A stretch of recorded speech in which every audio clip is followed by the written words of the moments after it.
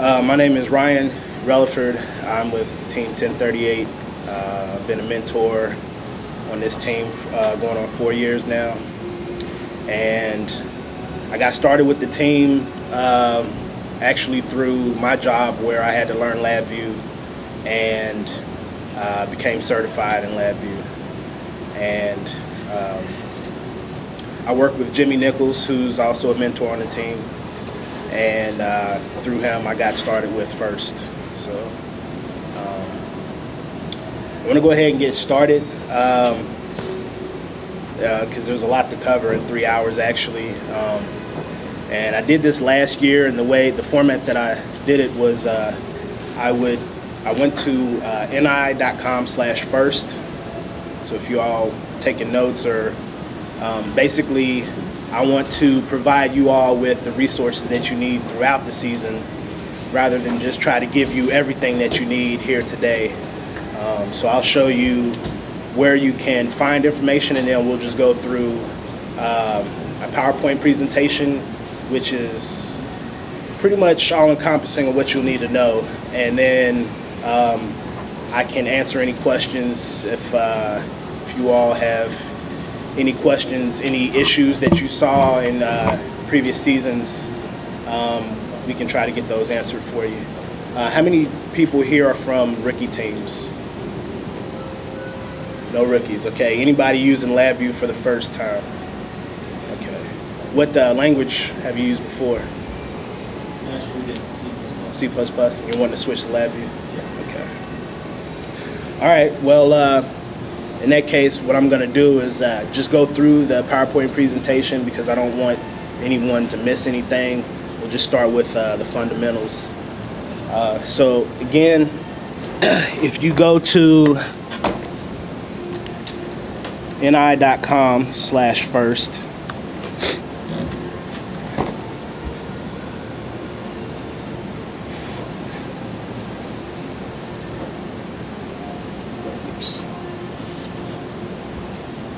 this is the community that FIRST has on National Instruments website. National Instruments provides FIRST teams with the Labview software and the CREO, if you're familiar with those items. So let's get started here. Over on the right side of the screen, there's the FRC community. You also notice that there's the FTC community here as well. So for those of you who have or are affiliated with an FTC team, then you can also find information that'll help you out with FTC. So again, that website is ni.com/first, and on the right side you'll find the FRC community. If you click on FRC Home, that'll take you into the FRC community on FIRST website. It talks about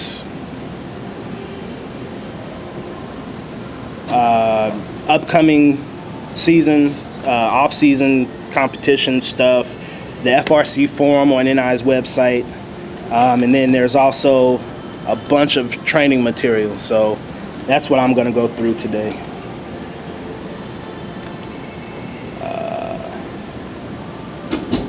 This FRC Mentors presentation and training is pretty good. All right, sorry about that. Okay, so without further ado, Labview is a graphical programming language. It uses what's called data flow as opposed to in traditional text-based languages, a sequential text line by line flow. Easy writing, easy to learn, and powerful. It does have actually powerful debugging tools, which we'll get into in a moment.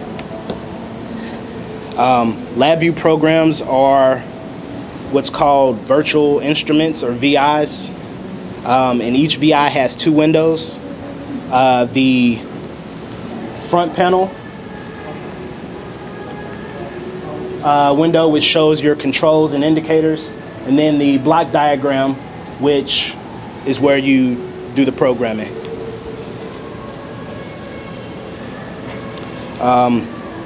So on the front panel, you will open your controls palette, and that will allow you to drag and drop controls and indicators so that you can use them on your block diagram for programming.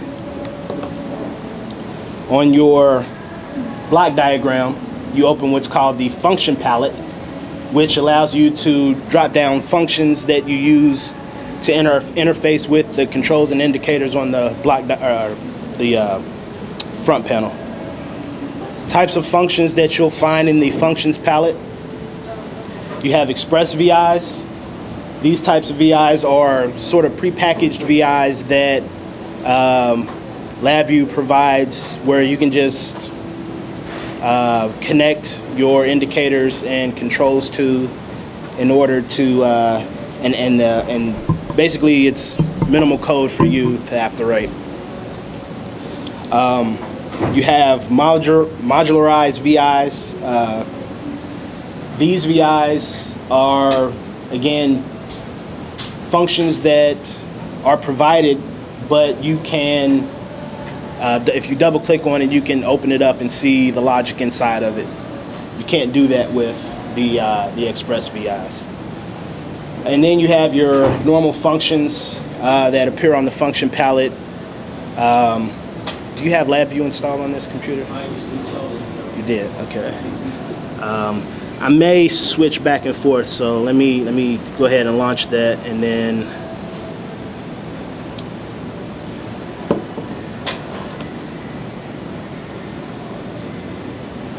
what was that?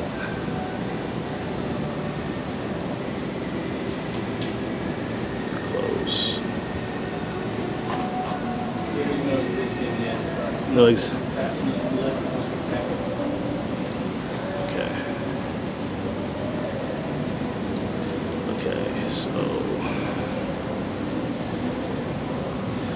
Okay, so in this view, what you'll find is the block diagram over here, the front panel on the left and the block diagram over here. So just to demonstrate, if I were to drop a button, when I do that, it appears on both. It appears on the block diagram so that I can actually do something with it. And the easiest, and so you'll notice if I click on the front panel, I get the controls palette. If I click on the block diagram, I get the function palette. And let's say, so these are all the functions here. So if you go under programming, under numeric, this is where you'll find your math functions.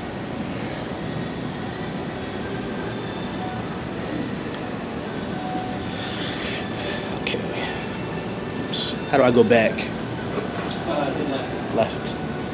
Okay. Tools palette. I'll try to come back to that. That's not all that important right now. Status bar. Okay, the status toolbar. With this is how you actually run a program or a VI in Labview. There's a run button. So if I switch back to Labview here,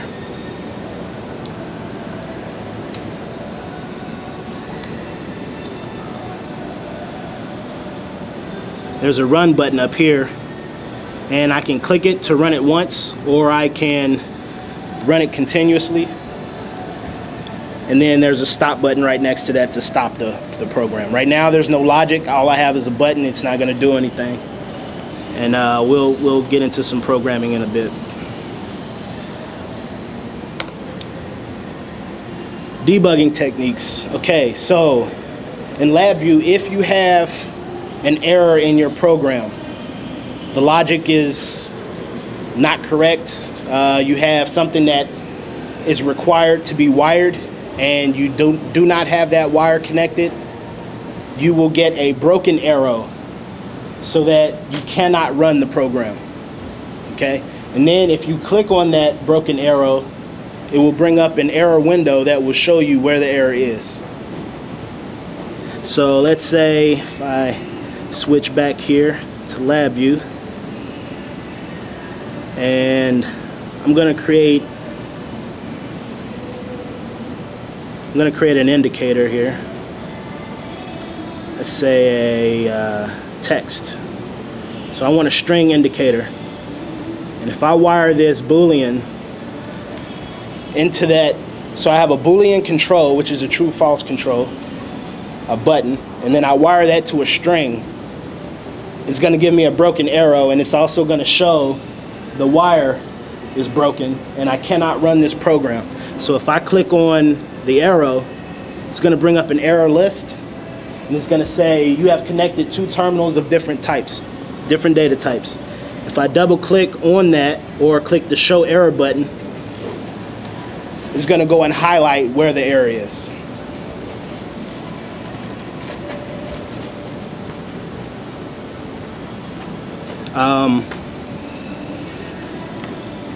Let's see, execution probes. Okay. So 2 other things, the execution highlighting and probes. If I switch back here, so I'm going to go ahead and get rid of this string. And I'm going to go ahead and right click. So notice the cursor right now is a crosshair. If I hover over just to the edge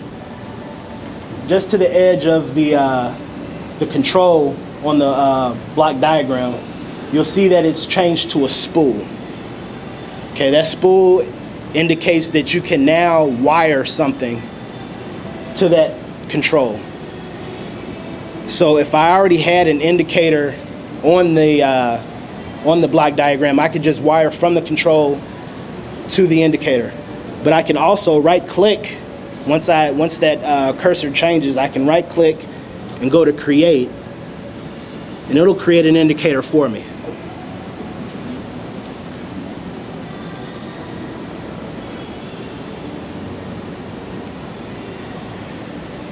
So those are 2 of the same thing you created? So because of this type of button, that's what it created, was a button that looks just like it. But I can come over to this button, right click on it and say replace. Then I can replace it with an LED. So I'm going to do that.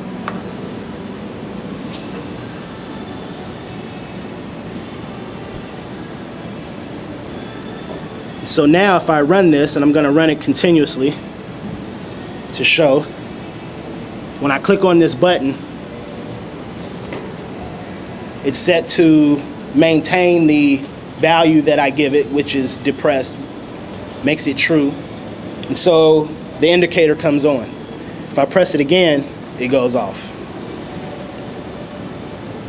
Is there a way to convert data types? So if I have a button but I want a text box that says true or says false, is there a way to do that? Yes, there is, and I can show you that real quick. Before I get to that though,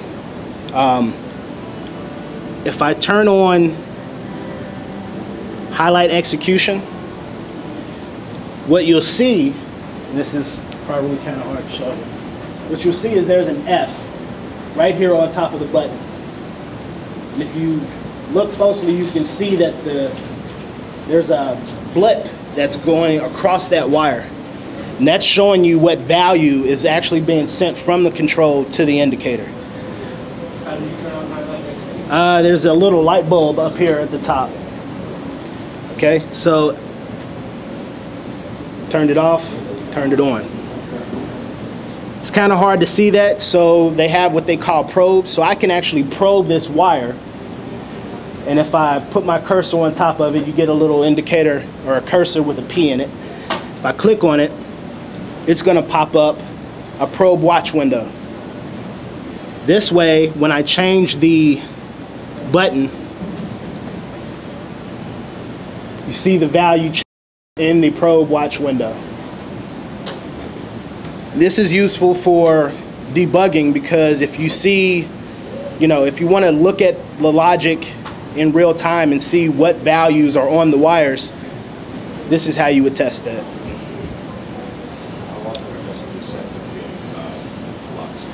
So right now, this is executing as fast as the computer can execute it. And I'm just running Labview. Sure. I'm just running this VI continuously. I don't have any loops in it. Right. And so I'll get to that in a moment as well. Now, you asked about being able to convert. Close. Okay, so I'm going to close my probe. And I'm going to stop the execution and turn off highlight execution.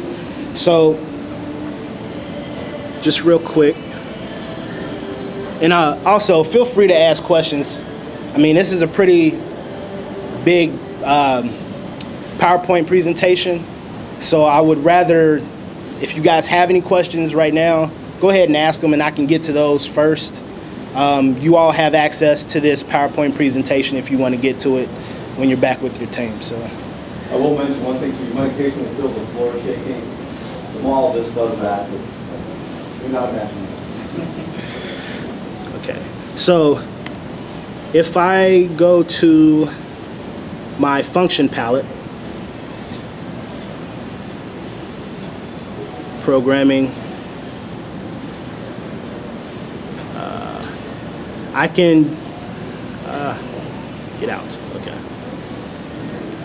I can use what's called a select.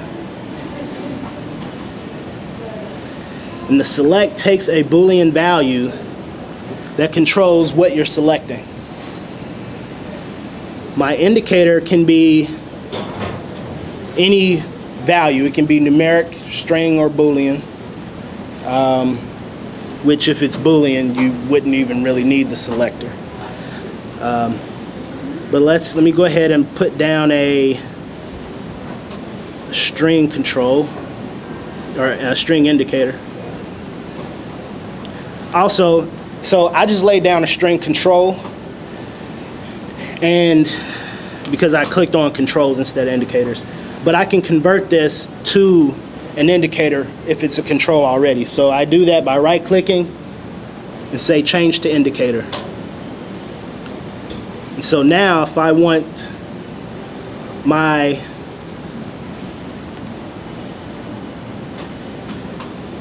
output to be a string, I can wire that. Now you'll see that it's broken. And the reason it's broken is because right now my input is looking for a numeric. So if I go to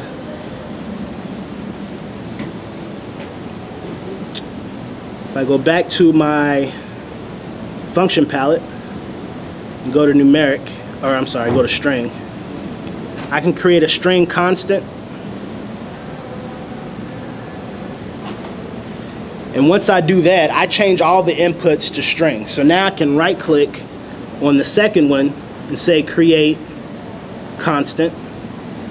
And then this is where I would type in, if it's true, then I want true. If it's false,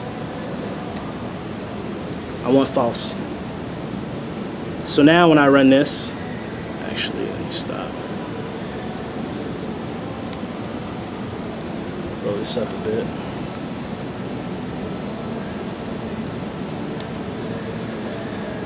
So now, right now, it's false.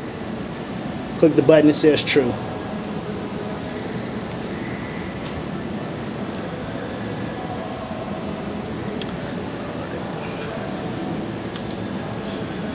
Does the select have type limitations that can go into it? Again, you wouldn't really need it for a Boolean, because if you're controlling it with the Boolean, you can manipulate it that way with the control. But you can do strings, you can do numerics, and I don't really think I tried it with anything else. I know on my job I mean, you can use it with images, I know that.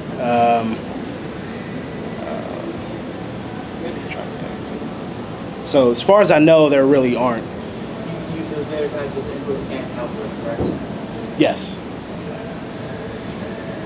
The thing is that your input and your output data type has to match. The context help window,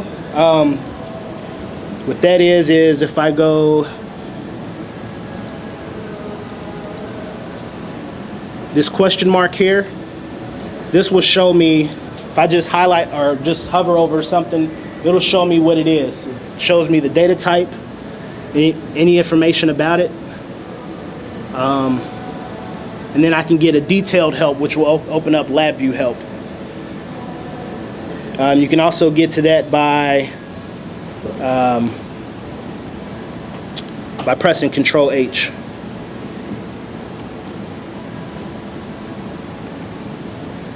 Okay, so as we've seen already, in data flow paradigm, you have the control which sends a value to your function, and then an indicator on the output. The best way to explain data flow programming is that when you have multiple inputs, like this addition function block here, the addition will not happen until that function block has received all of its inputs. Okay, so this multiplication will not execute until it has the input coming from the addition and the 2. So when the program first starts up, if I were to run this, the 2 is immediately going to go to the multiplication. But you will not get this input until the addition has been executed. Does that make sense? So what would be coming out of there? What will be coming out of this? The multiplication. Out of the multiplication? Yeah. Well, it depends on what A and B are. But before the addition happens, what comes out of the multiplication? Nothing. Nothing. It's blocked. So let me go ahead and I can show you. Let's go ahead and draw something up like that real quick.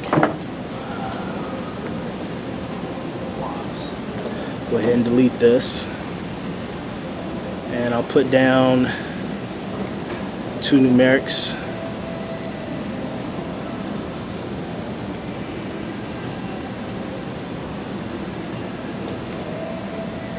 And I have an addition and a multiplication.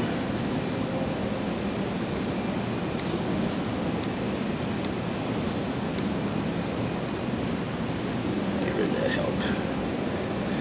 I can right click here, say create a constant, that was 2. And then create an indicator. And the way I'm going to show this is, let's say this is 5 and this is 2. So I can double click on this and it'll show me which is which, numeric 2. Also you can look by name. So I'm going to turn on highlight execution. See if you can follow this. Let me clean up this wire. See if you can follow it. It's going to go kind of quick, but see if you can follow the, you'll see the values on the wires themselves. So look there.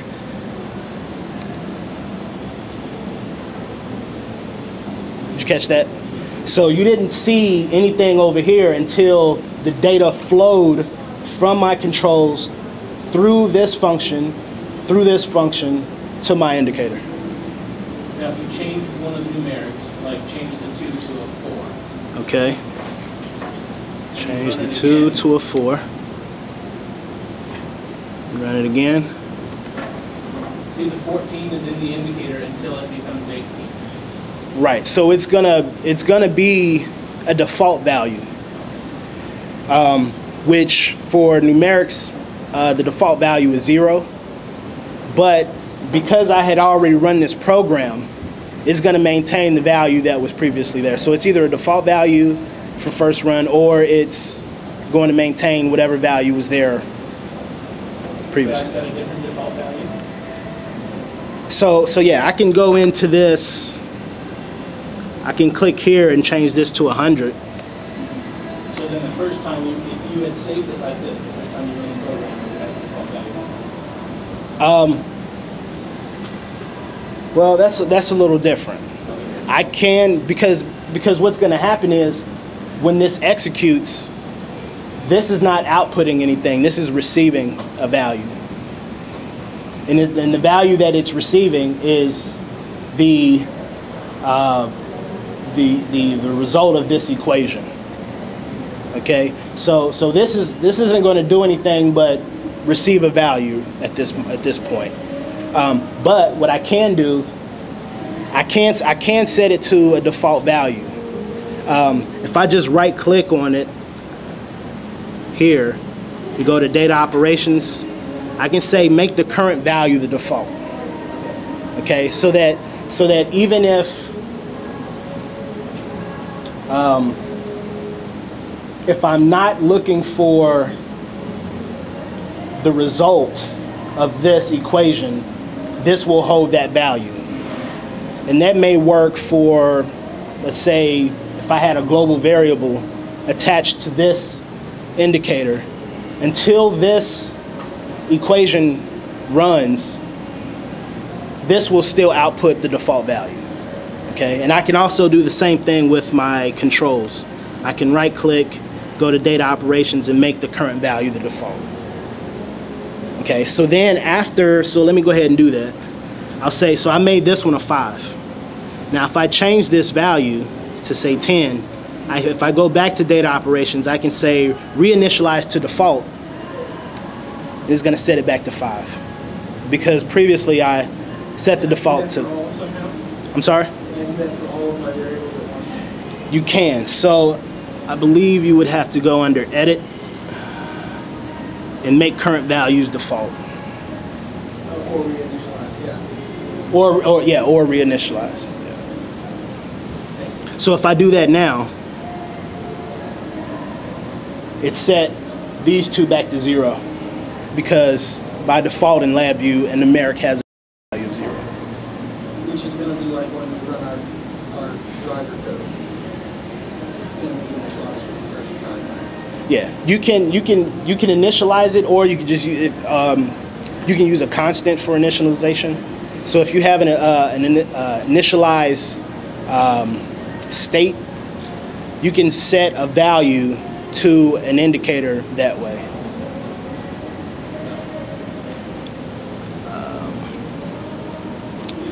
Okay.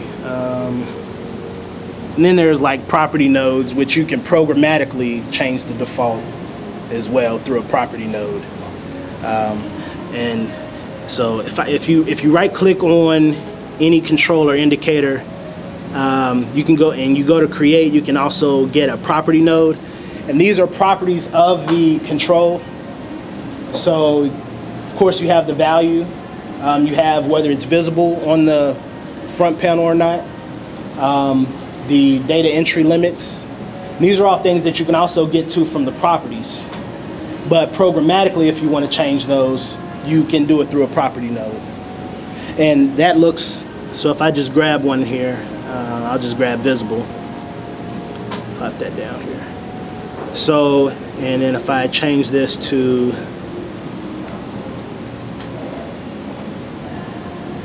right, I can control, so let me just create a control for visible. I still have highlight execution on. So I can control whether it's visible or not. So visible false, it's not there. Visible true, it's there.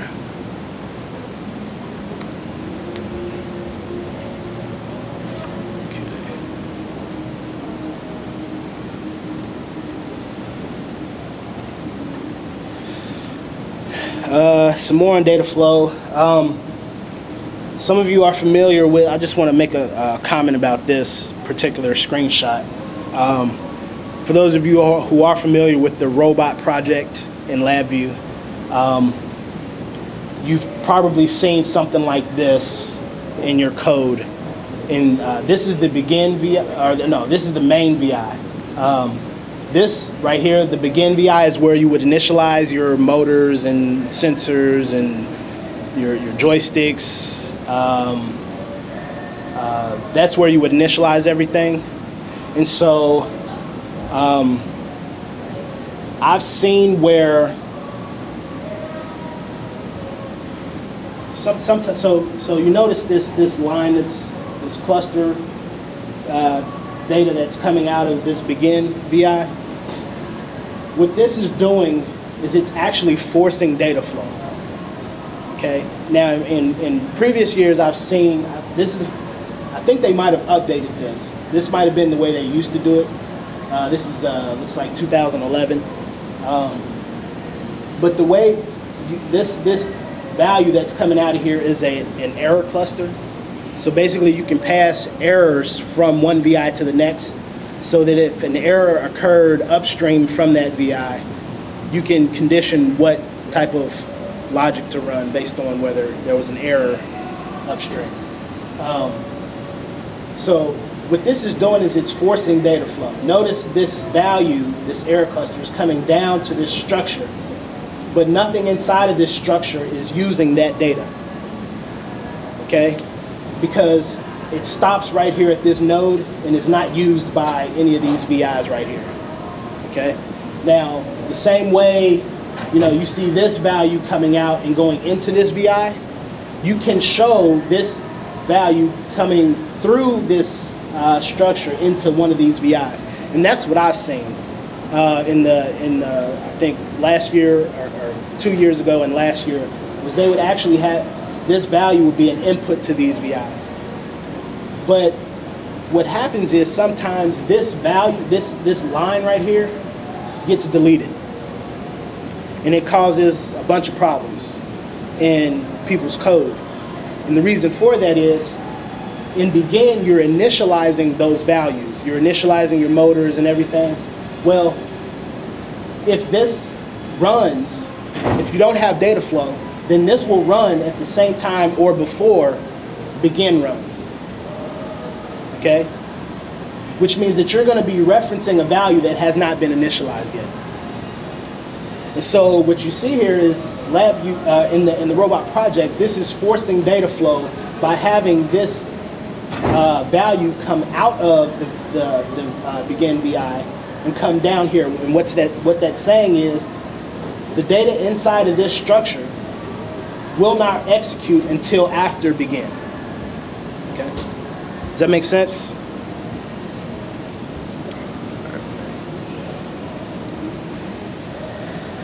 Okay, so excuse me. In Labview, there are, of course, different data types, and they're color-coded. Green is Boolean, orange is numeric, blue is integer, or this is double precision for orange, whole numbers for integer. You can do complex numbers, you can do arrays, 2D arrays, you can do matrices, of course strings. This is a waveform cluster and an error cluster, what I was just explaining about, coming out of one VI going into another. And what that'll show you is whether there's an error or not. So you have a status, you have a code for the error value, and you have a source of where it comes from, which is a string. So to explain that a little more, clusters are basically a grouping of either controls or indicators. Okay, so instead of one control, you have multiple, and they're combined in what's called a cluster. So instead of passing along on the data wire, instead of passing along data for one data type, you can pass along 3 different ones. Here they have a Boolean, a numeric, and a string being passed along through one error cluster wire. Okay.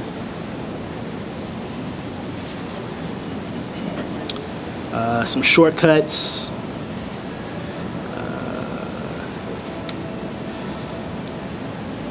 Let's see, there's some exercises here.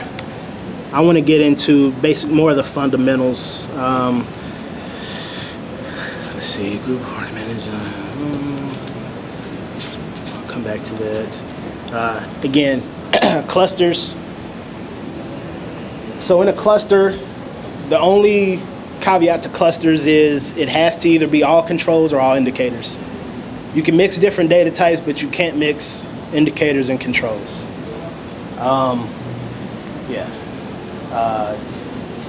Data types can be different. And there's this right here is called a bundle. Basically, it's a bundle function where you can, actually this is unbundling, but you can bundle your data types together and then unbundle them. Let me show you how that's done.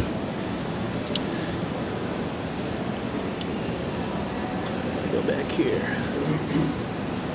So I'm going to get rid of all of this. Get rid of this one.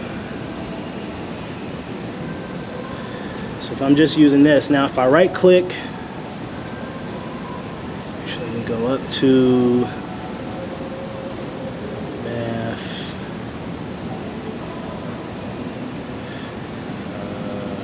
favorites. I don't have any favorites. Okay, so I'm just going to go through here. Programming cluster.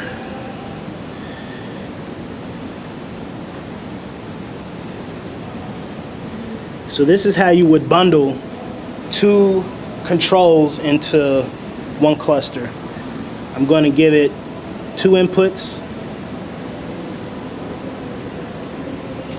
If I say create indicator, you'll see it pops up over on the front panel a cluster that has indicators for the visibility and the numeric.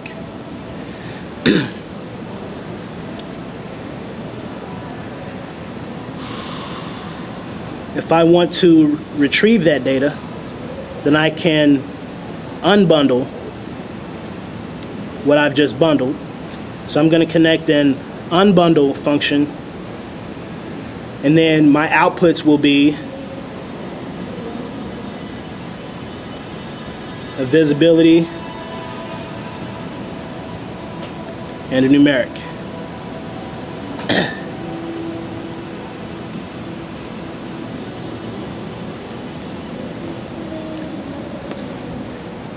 Okay.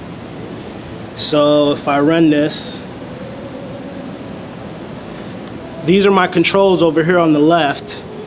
This is my indicator for my cluster, and these are the individual elements that I bundled. So if I change visibility, it goes through. If I change the numeric, it's sent through the bundle and unbundle. And what that's useful for is passing around a lot of data. So if you have, so you'll notice, let's see, did you do the FRC? Doesn't look like you have the FRC installed yet. So there are updates for the Labview that you want to install. So for instance, your joystick.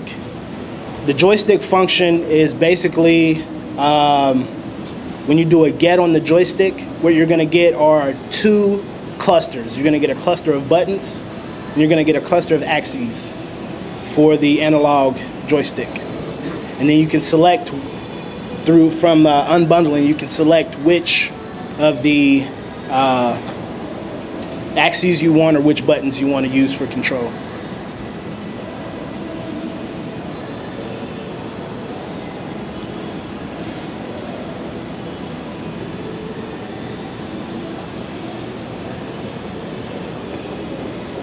Okay, loops. So in Labview, you've seen how you can go to the block diagram and just drop down a function. You can also drop down loops in a similar way. So for those of you who are familiar with, you've done C or C++, you have while loops, you have for loops. This is what they look like.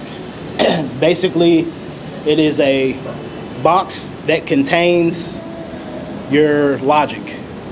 And think about it, well, they show it here. It's, you know, see the little arrow here to indicate that it's going in a loop. For a while loop, you have to have wired a condition to stop the loop. So if you put down a while loop and you do not wire something that is going, and this accepts a Boolean value, if you do not wire something that will stop the loop, you will have a broken arrow and you will not be able to execute the program. For loops, you don't have a condition to stop, you just tell it how many times you want the loop to run. And it will run for that number of iterations.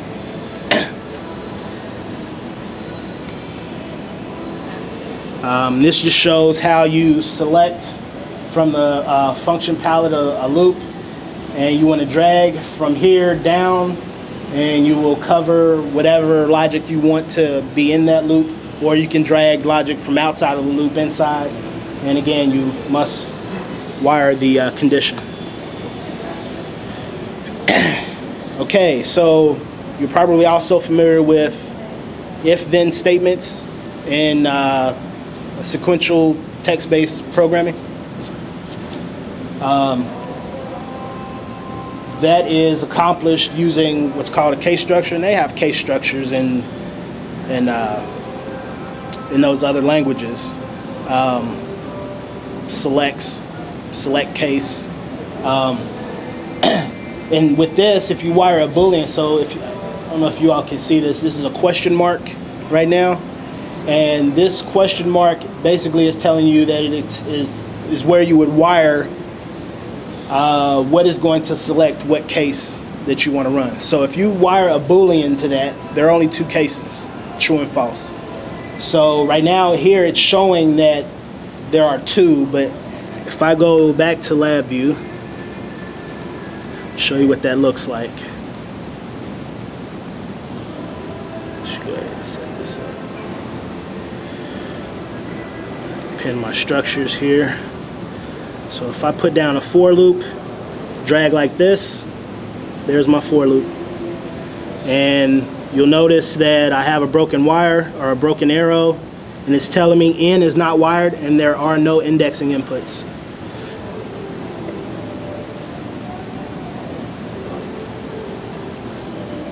And for my while loop, I drag that down. Actually, I'm gonna drag it over this logic here.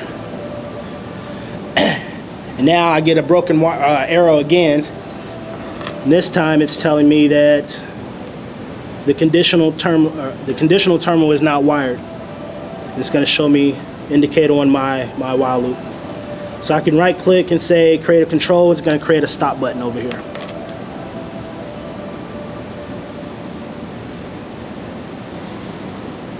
And I can make this as big as I want, make it this big.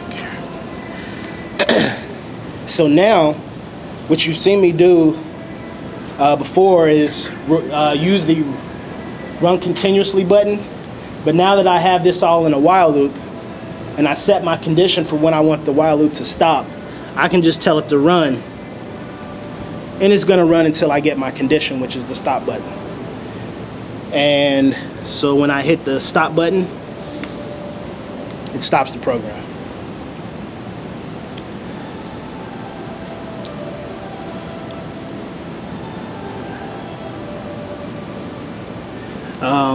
Oh yeah, case structures. Let's go back to...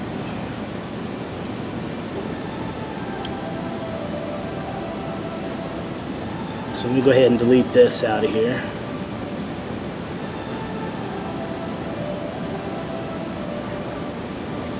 My case structure is found in the same place that my loops are, in the structures palette. And I draw it the same way. Here's my case selector. And I'm just going to go ahead and create a control. Gives me a button on the front panel.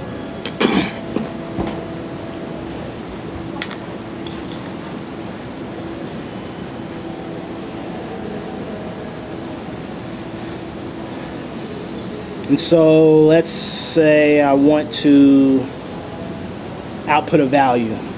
So I'm just going to go and pick a numeric.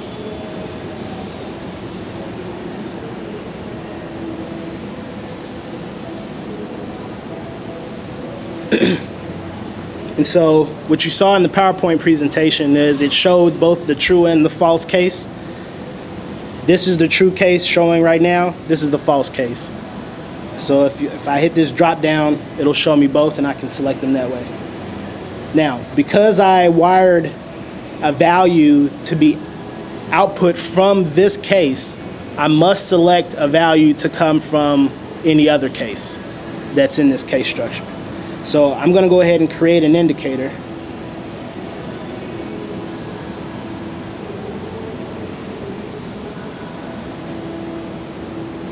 And what indicates that I do not have a value wired to the other case, besides my arrow being broken here, is that this is open or hollow.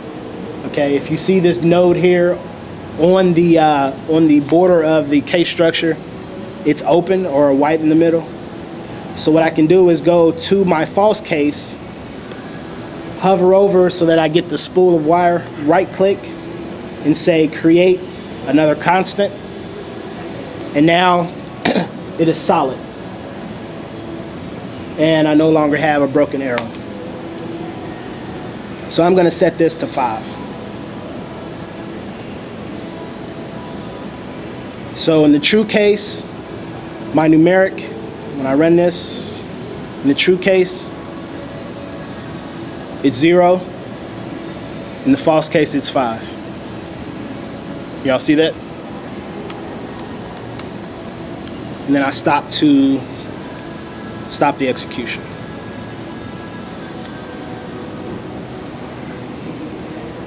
I showed you the select already with the string.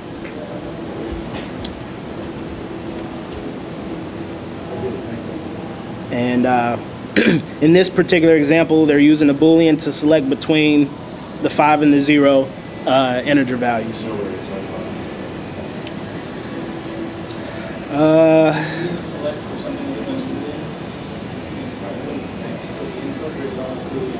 It's always a Boolean for the input, because you get a you're selecting a true or false case. So if I go back to Labview, you'll even notice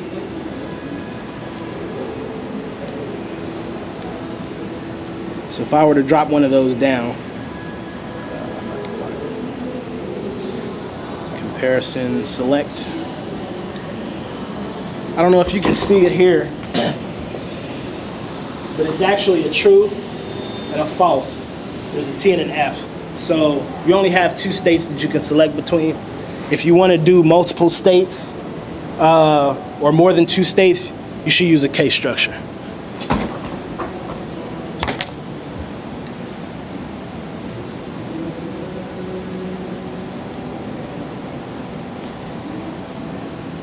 Okay, shift registers. They're available at left and right border of the loops. You can add one to a loop if you right click the border and select add shift register.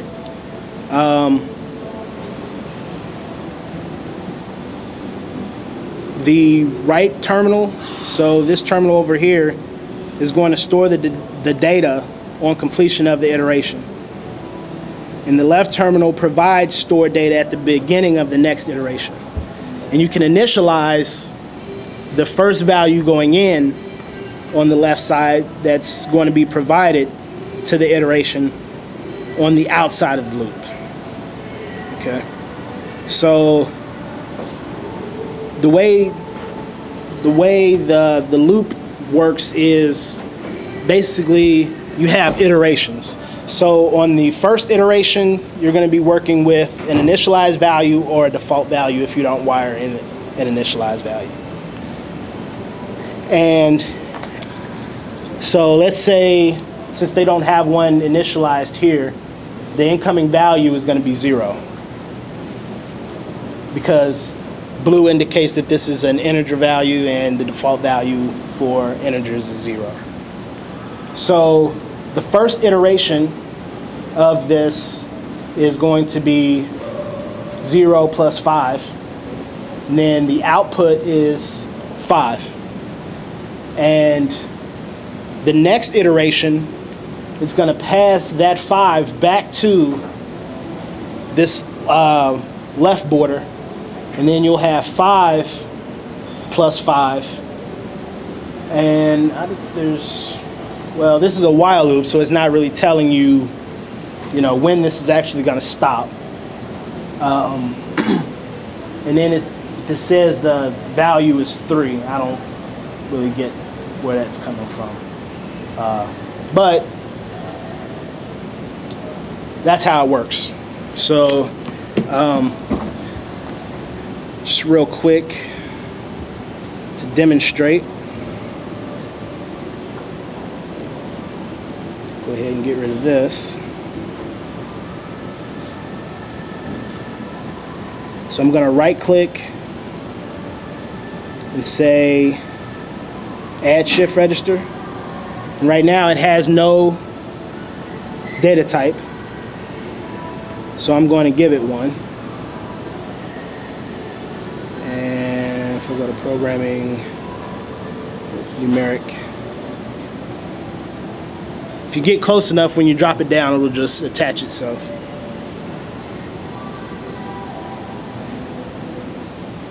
Get rid of this.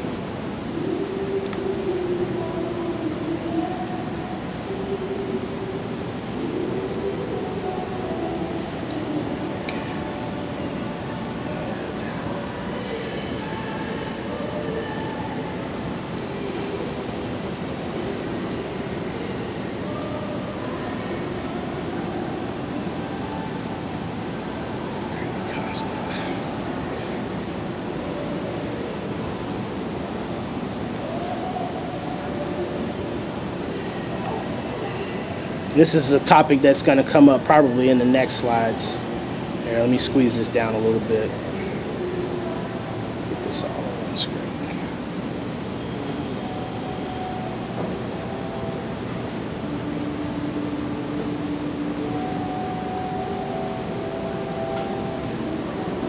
As I'm changing the size and order of the block diagram, it doesn't change the logic. Only the wires do that. Okay, so you can't say, oh, if I put something over here on the left, it's going to run before something over on the right. That's not how it works. Okay, so in this case, when I run this is going to be really undeterministic, because I'm going to be adding 5 so quickly that it's going to really blow up. The value is going to blow up really quickly. So what I can do, actually, this is another lesson. I'll delete this wire branch, and it's going to give me an error because I no longer have a condition to stop. I'm going to tell it when to stop. I'm going to say I want this loop to stop when the value is greater than 100. So if I go to my comparison palette, I can pick a greater than, and I say when this value is greater than 100, the output of that is either true or it's false. It's either greater than 100 or it's not greater than 100. Okay, so when I run this, what do you think the output is going to be? Now, another thing to note here is that I can add an indicator inside of this loop, and I can have an indicator outside of the loop. With the indicator outside of the loop, it will not receive a value until this entire while loop has finished executing. If I have an indicator inside of the loop, you'll see it every iteration. The value will update. Because it's inside of the loop, it's receiving its value as the iterations pass. Okay? But with it outside of the loop, you will not get a value here in numeric until the data comes out of the while loop. So what do you think the value is going to be based on the logic that I have here? What do you think the value is going to be? What do you think? 105? You with him? Okay. Makes sense to me, right? Because, well, let's see. Let me just run it. It's 105. Everybody get that? It's 105 because I'm telling it to stop when it's greater than 100, but I'm adding 5 every time. So the first iteration that will be greater than 100 is 100 plus 5, which is 105. Good job. Did you switch that input to before the adder? Say again? No, it's still coming out as 105. You mean if I put the numeric indicator inside? No, before it adds it.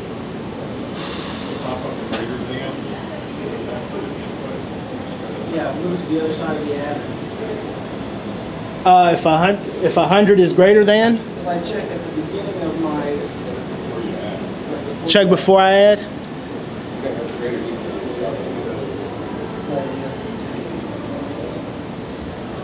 Yeah, if I check before I add, then yes, it'll go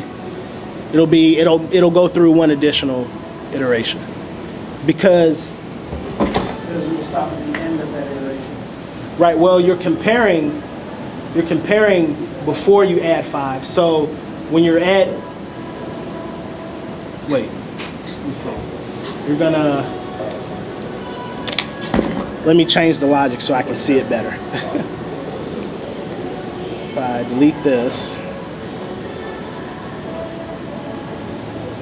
Yeah, so yeah, your output is gonna, you will. Because when this is 100, this will be, wait, yeah, when this is 100, you're gonna add 5. And so this is gonna be 105. But this was at 100 before you added 5. So then when you have 105, 105 is gonna come back around. Then 105 will be greater than, but then you'll add 5 again, so you'll have 110 this time. So if that doesn't cut in the middle of the loop, it finishes the iteration. it finishes the iteration. Exactly. I'm sorry? Is there a way to break the loop? Because if my indicator says this at any point, I just stop the data flow and whatever's out is already out. Or do you have to Careful placement of your logic. Yeah. You have to place your logic. Yeah, you have to be careful in how you're, because something that subtle makes a difference, right? Yeah. You know, where you want to control where your condition comes from, or where the output, are you basing it off of the input, or are you basing it off of the output of this function?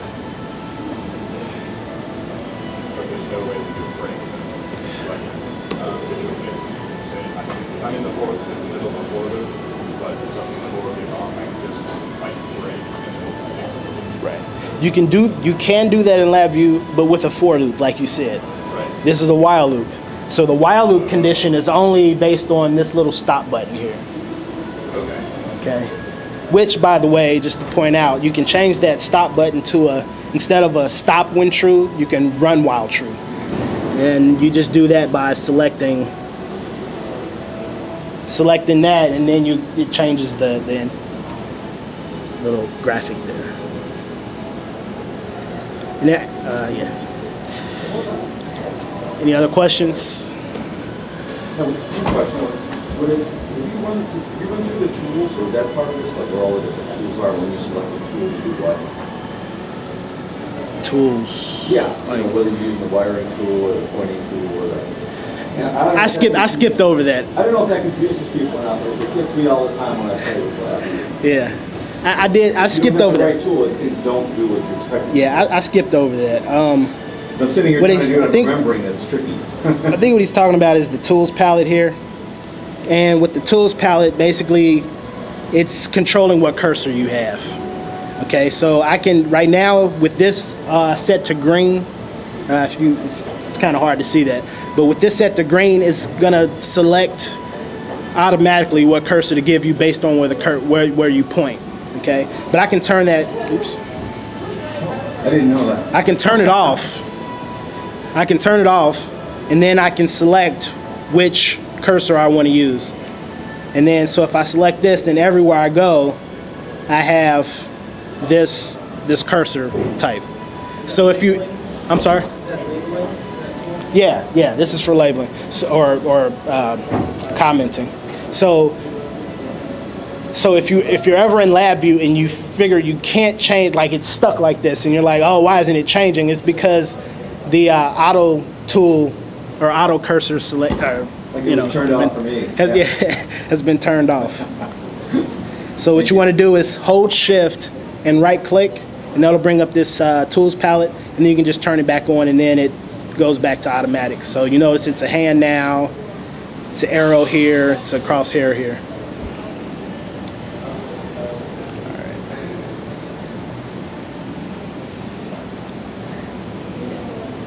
I go through, I think I got it. Everybody get shift registers. Basically, the data is shifting through a register. When I was in school, the way they showed it, when I was in school, the way they showed it was a register.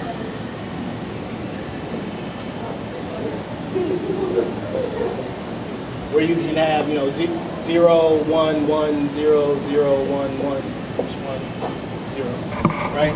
So this is a register of 8 values, or a byte, right? 8 Boolean values. And on the first iteration, you can have this, but if you're shifting the register this way, then on the next iteration,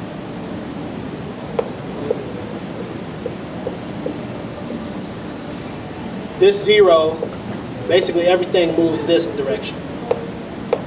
So this 0 is here, this 1 is here, basically everything shifts. And this 0 can either loop back around to come here, or it can just fall off and you can add on another number. So that's what a shift register is and basically in programming, but this is how it's done in Labview.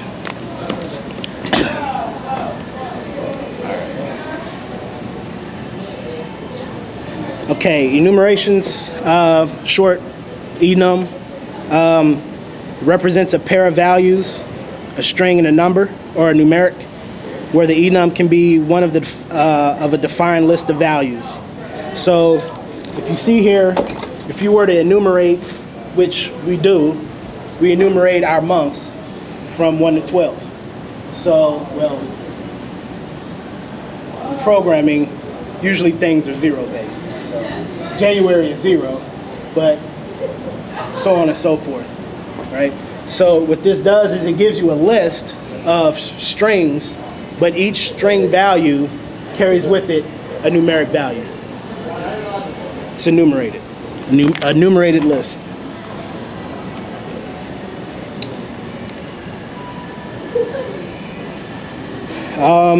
You can have an enumeration on a drop-down list. Those are useful for selecting values. Typically, or that's actually what the enum is. It's a list, and you can select the drop-down to select which value you want to select.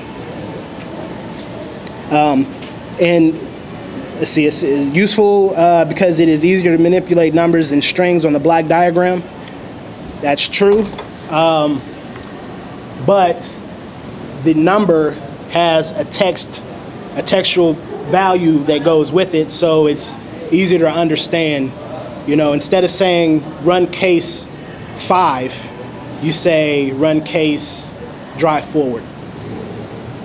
And run case 6, run case drive backward.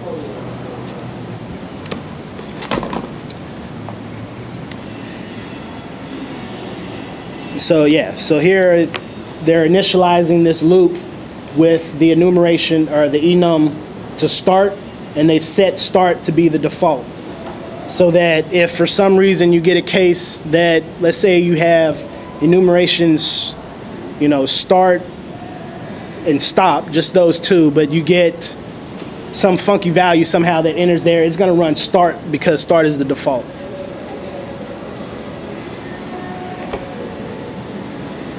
And this is what they call a state machine. So a state machine is made up of a while loop, a shift register, and a case structure. And the way this works is, first you initialize what you want your starting state to be, and it's controlled by the value that returns from the previous case. So I'm going to start with start. I'm going to have some state functionality code that says, you know, if I reach my intended target, then I want to switch to some other state. And then that's your transition code to say, okay, if I'm not at my intended target, I want to stay in this state. So I'm going to pass out the state that I'm already in. If I do reach my intended target, then I want to transition to a different state, and I can change which state is going to be passed back around to the beginning. Thusly, I go into a different state.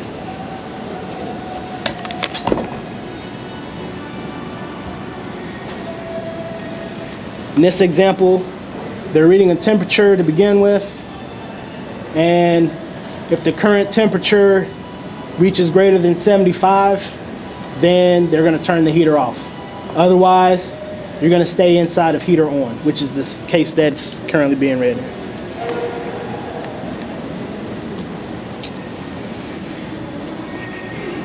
These examples like to use waveform graphs. I'm not going to go into any of that just because, I mean, it's useful to see how something is working, just to show that something is working, but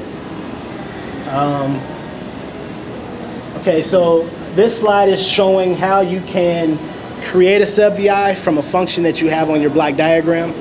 What you would do is just select the code that you want to turn into a SubVI, and then if you go to edit and create SubVI, it'll create a little SubVI for you, a function block, a VI, that receives the same inputs and utilizes the same output.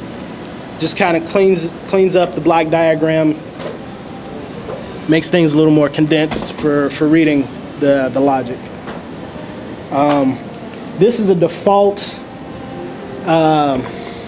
graphic for, so when you create a SubVI, you're just going to get a default graphic on that VI, but you can modify that. I think that's the next slide. Well, yeah, here. So you can change what the icon looks like. That's what I was trying to think of. Icon. You can change the icon to be hot, cold, warning, or whatever. Basically, you have a palette or an editor that you can, and it actually looks different than that. Let me show you what. The way you would get to that is up here on the toolbar. If you just double click on the icon, it'll bring up an editor, and then you can select, I'm going to delete everything, lay down a border just by double clicking, and then I can say test Labview. And now when I drop this, I can actually drop this down in the same VI. But when I do that, that's what the VI icon now looks like instead of the generic. And you want to do that if you create VIs so that you can know which function you're actually running. The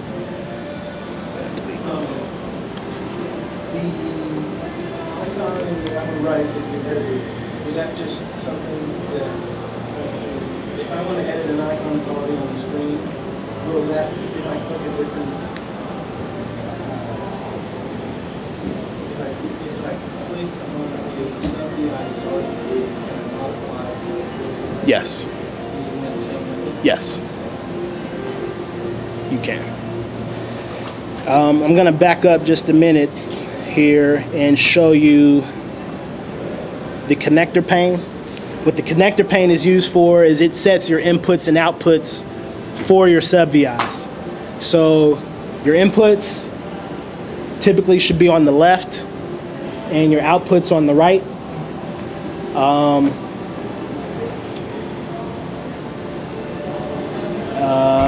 You can change what style of connector pane you use. So if I go back to Labview again, notice here So if I wanted my, let's see, this is an indicator.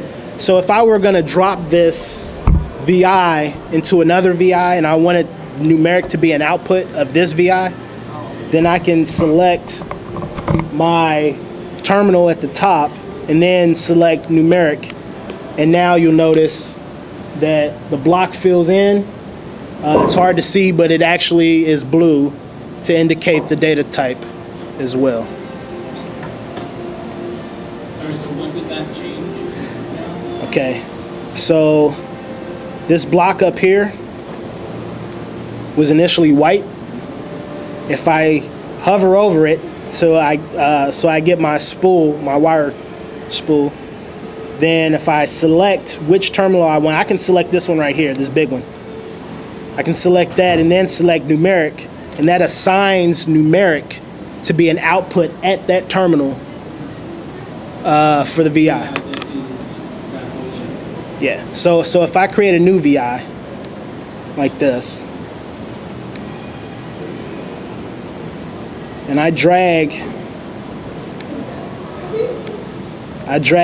from, actually I drag like that, I can just drag that VI into this one, and so now numeric shows up on that VI so that I can use it in this VI. It's your pin out. Exactly, it's my pin out. It's an output. But I can also set, so if I need a control, numeric control, I can set my input to this numeric here, and then when I go back over here, it's there. So if I want to wire in what this numeric is, I can create a constant, and now this numeric is going to come into this VI. So let's say I had this VI up initially. That's what it would look like.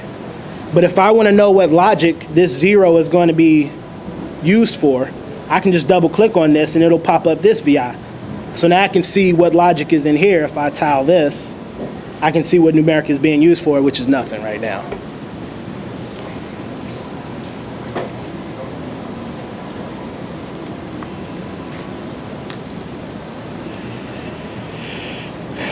Okay, timing a loop. Oops. So I'm not going to talk too much about the time loop, but for any loops that you run, especially in FRC, you want to use some type of delay. Otherwise, it's going to run as fast as the CPU can cycle for the Labview program. And on a CRIO, that can be really bad because you need to allow for other resources to get CPU time. And if you have a loop that's running as fast as it can, it's going to be hogging up the processor. Same as if, you know, I'm running something on my computer as fast as it can possibly run, and I can show you that in Task Manager, what that looks like. So actually with this one, if I'm running this,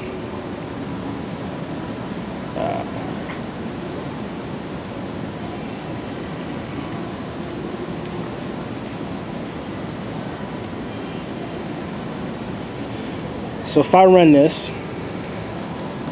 and I open Task Manager and look at my processes, my CPU, notice Labview is right now set to 25. It's using a quarter of my processor cycles here.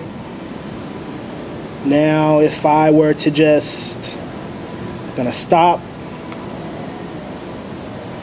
And again, the problem is when you're running this on a CRIO. Running it on your computer, it's not using that much. I can still process other things while that's running. But on a CRIO, it can be more detrimental. So what I want to do is go into programming, timing. I'm just going to put in a wait. In that example on the PowerPoint presentation, it shows them using I guess one of the Express VIs. I keep having to go back to this. Need to pin it again. So in timing, they have a time delay where you can, if I were to put this down, then it's going to pop up something to sort of help me out. Like, oh, well, what do you want the delay to be? And I can set it in seconds. But I'm going to use the wait, and the input to the wait is in milliseconds. So I'm going to say run this every 100 milliseconds, which is 10 times a second. And so now when I run this, and I look at Task Manager, notice it's not even at the top anymore. I don't even, where is it?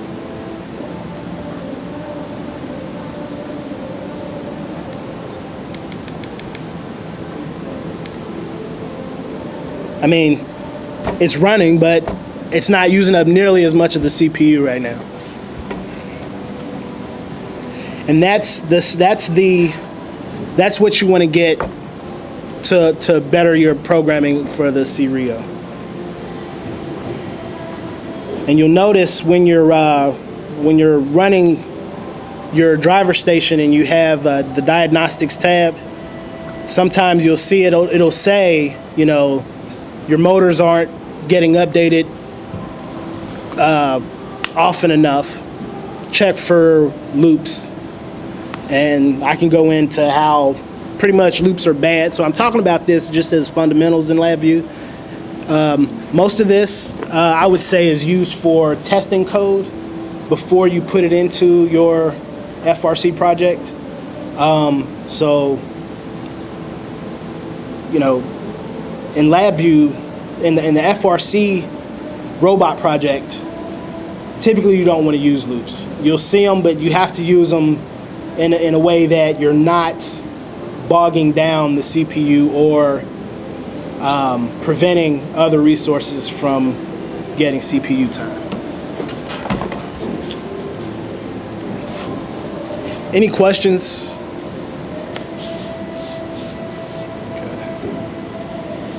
More waveform stuff, graphs. You can build arrays with loops. So let's say you wanted, let's see, what would you use an array for? Basically, this icon here is showing the array, which is the a data type with the bracket around it. The bracket indicates that it's an array, and it actually shows up on the border here. And your array is basically list of values as opposed to one value. Here, I have a question.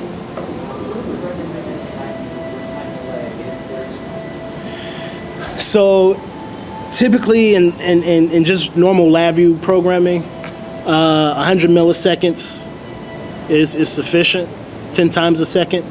But it also depends on how often you need something to run, because you could be starving another area of your program if you set it too long.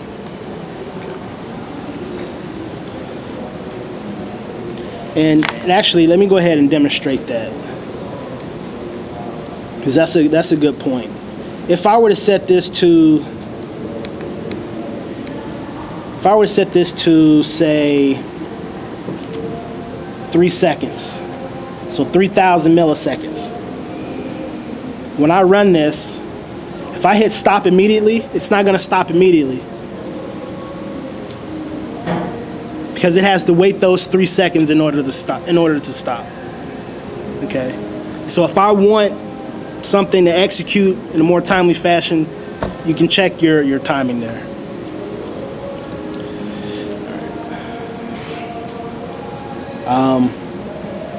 Building arrays are another type of data, and you can use different data types with that. I'm going to skip over this and then come back to it. I'm trying to get up to the robot project. Do you want to get, at some point, is there a good 5-10 minute break? Yeah, would you guys like a break now? You guys want to just not long, but just and then know, there's food court downstairs. Stretch your legs, yeah, while people are still on their way back. So, loops can accumulate arrays at their boundaries using what's called auto-indexing, so that as this for loop runs, it's going to run 6 iterations, run 6 times. And each time that it runs is going to pass a value. This function right here is random number, which I doubt this was random. But that's what the function is for. It's random, and actually they're not whole numbers either. But just for example, every time this function runs, you're going to get a random number that goes from this function to the border of the for loop. It's going to do that 6 times, and then when it's finished executing, you're going to have 6 values in this array, and it's showing 6 values like that. This is with auto-indexing enabled. If you don't have auto-indexing enabled, you're going to need to use a numeric indicator which can only hold 1 value. This is not the same indicator. You cannot have a numeric indicator like this, just a double, wired to this, because this has to hold multiple values, whereas this can only hold 1. So if I go to the next,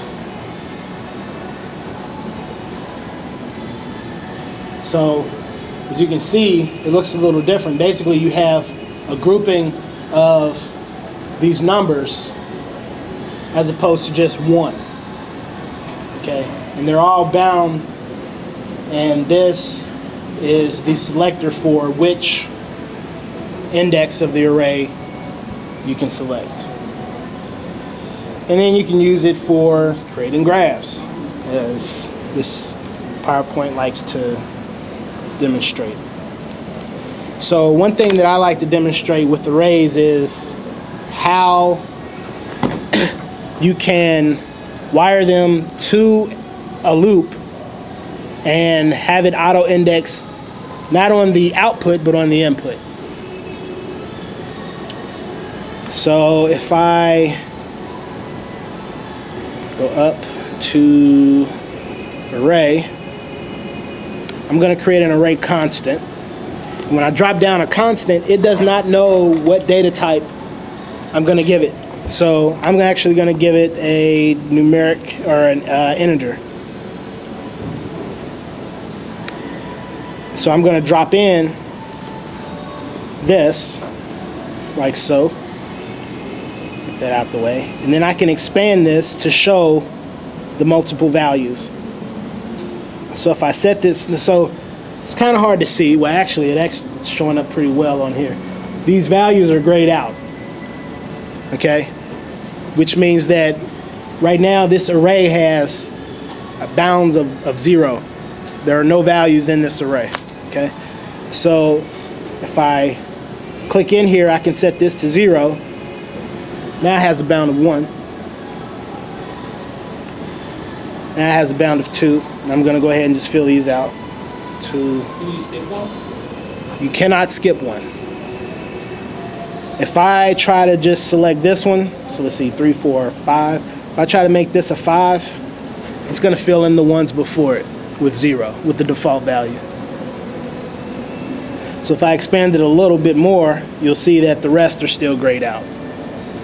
Okay. And there's so the arrays work by indexing. So I can increment and decrement my index, and then when I do so, let's say I go to the index 5, it's a value of 5. 4 is 0, 3 is 0, 2, 1. And everything is 0 based. So index 5 is actually the 6th index because it's 0 based, right? So what I can do is I can wire this to my loop, and if I create an indicator here,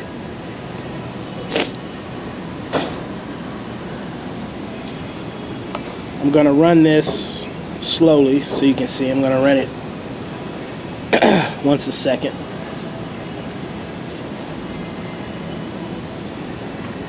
So I got a comment that sometimes it's confusing to see something like this where you just have this logic, this little piece of logic right here, my delay that slows down the loop. It's just floating inside of this loop, this while loop. The thing is that this function, whoa,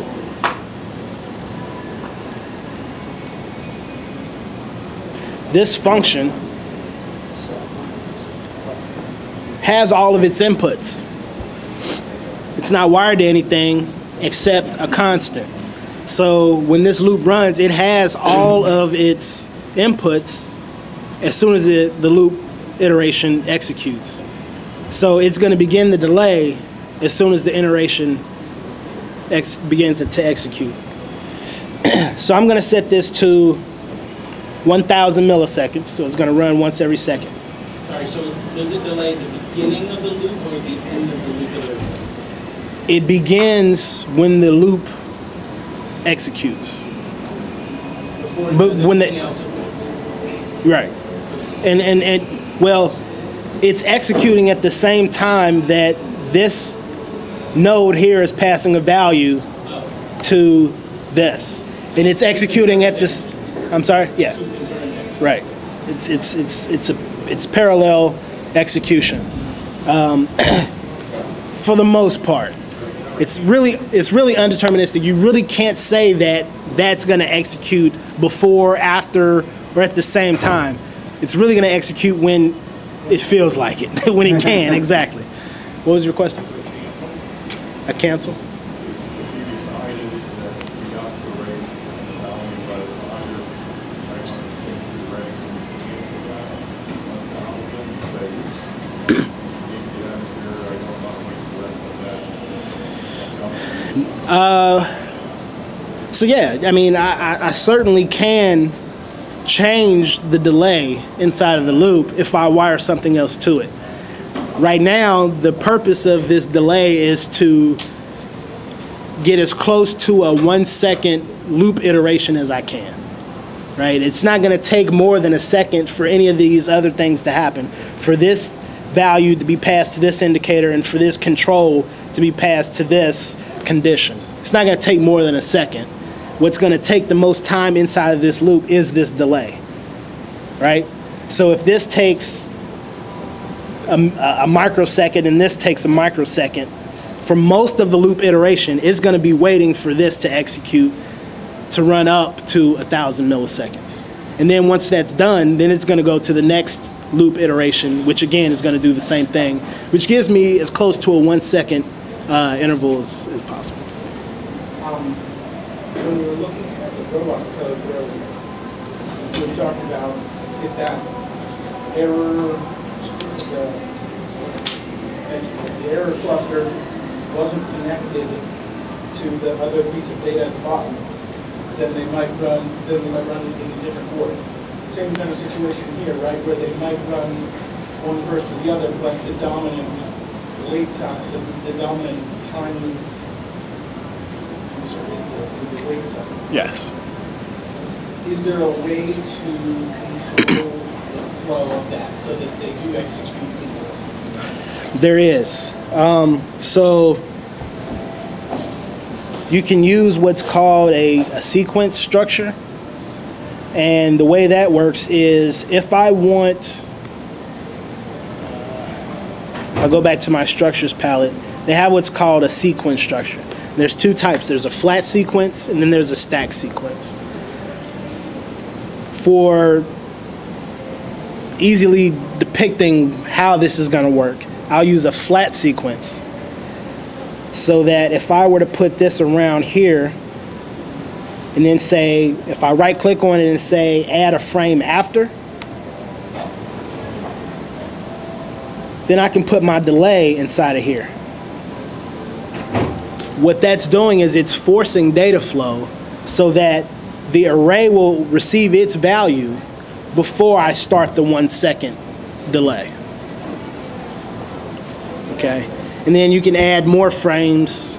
And the way the stack sequence structure works is, instead of showing one frame next to another, they're on top of each other. So if I add a frame after, now it's just like my case structure where I can select which frame to execute or to put logic in.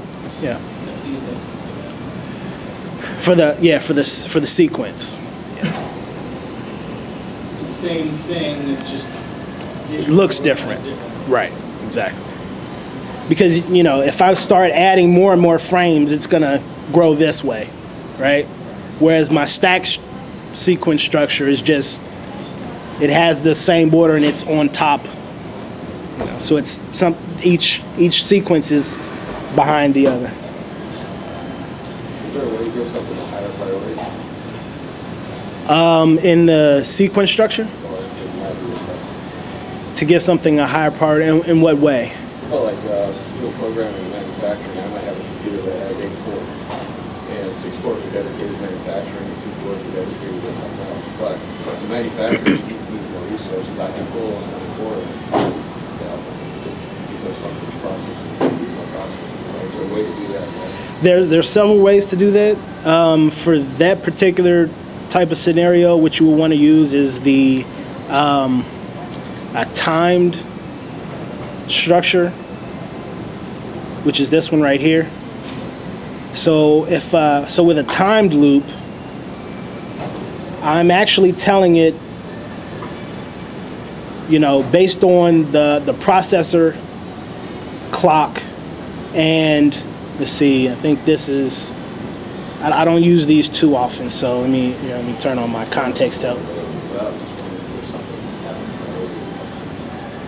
Yeah, so here, so one of the things on this is priority. So I can set priority in my time structure so that I can have something running at, say, a 1, which is going to have higher priority than it's running at 5, or, you know. I've also seen priority done where if I want something to run, you could use a state machine to say I want this to have 20 cycles and then run something else for 1 cycle and then go back to that other thing that was running for 20. So it's going to run longer, then you're going to give some time to this thing to run once, then you're going to have this other thing running 20. And it's running so fast that, you know, so hypothetically, you're accomplishing that. If we have something in a for loop that was high priority, we wanted it to process a lot but not take all the processing power, we could say that every 20 cycles we wanted it to wait 100 milliseconds. Right. And Labview is really good with parallel programming. So let's say I had this. Here, let me get rid of the move sequence. So if I have this running at 1 second, there's nothing that says I can't go and drop down another while loop that runs with a different condition. And this one, you know, this time could be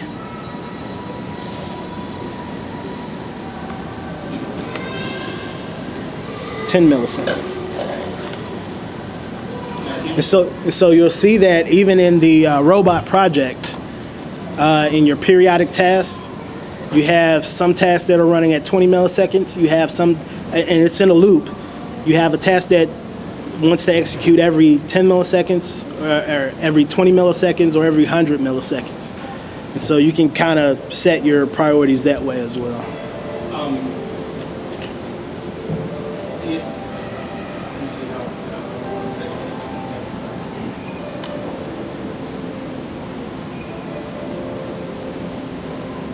Did you lose it?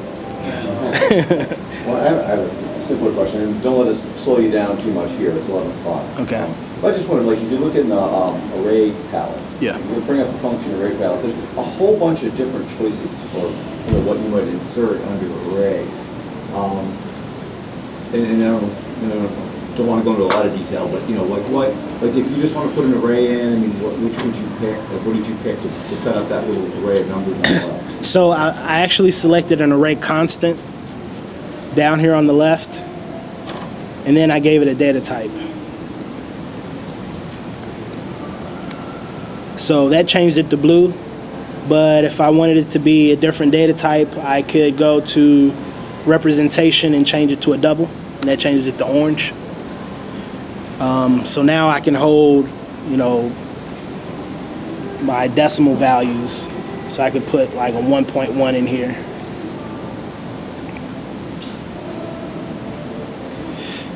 Whereas if I try to put a 1.1 in this one, it's going to coerce it to an integer value. And I think, though, that might be something that really slows down the novice Labview program, which you open up an array and there's like 25 choices. Yeah. And it's just understanding what each of these is doing. So I can index the array programmatically.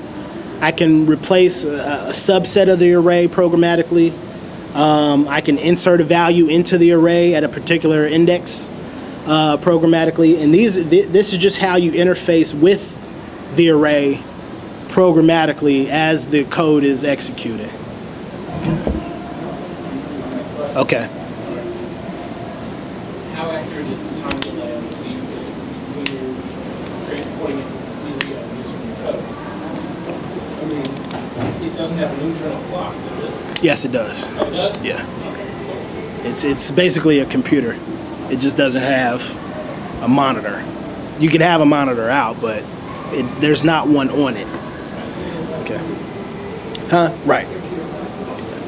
So it has a CPU in it. They run and they vary. You can buy CRIOs that have faster processors than others.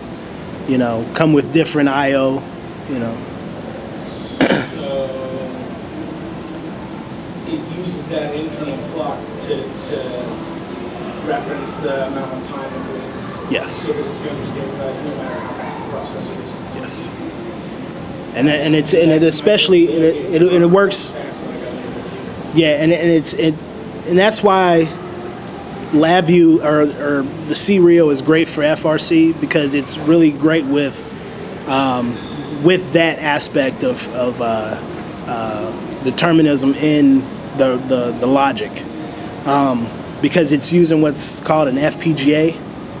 So it's not just a CPU. You're actually burning your logic into hardware,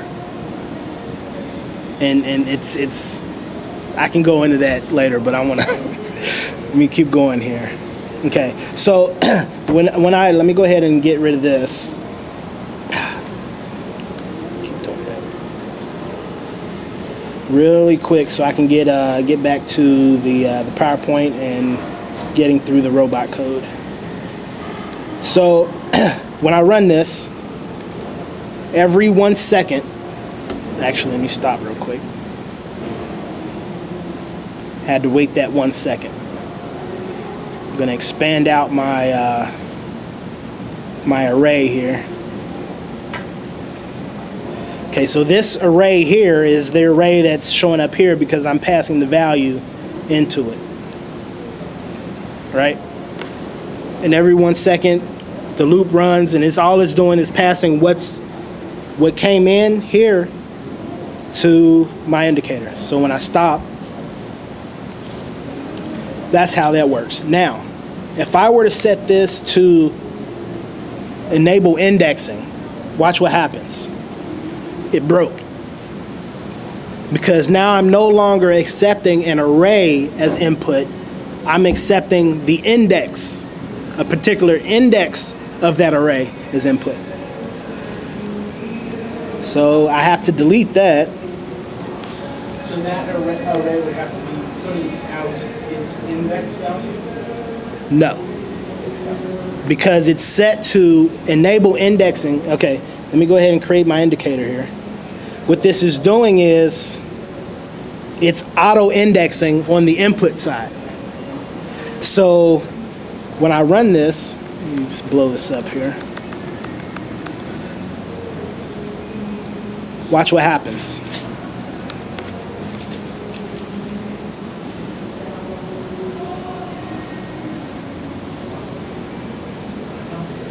Right. That's it. Exactly. Yeah. It's indexing through my array. Now, because this is a while loop, it didn't stop executing because my button is set to tell it to, when to stop executing. So when it goes past 5, this is the default value? Yeah. But if I were to replace this, so I right-click on the while loop, and I say replace with a for loop. When I do that, okay, now I can get rid of, I don't need to use my stop button. So I clean up all my wires so that there aren't any just dangling wires, and then I can run the program again. So now when I do it, it's going to do the same thing, except when it completes the indexing of the array, it's actually going to stop because there's nothing else for it to do. It indexed through the array so the thing with arrays is I can either wire to the end to tell it how many iterations to run, or I can wire an array to it and it will run for the number of indices bounds in the array. So notice here when I delete this,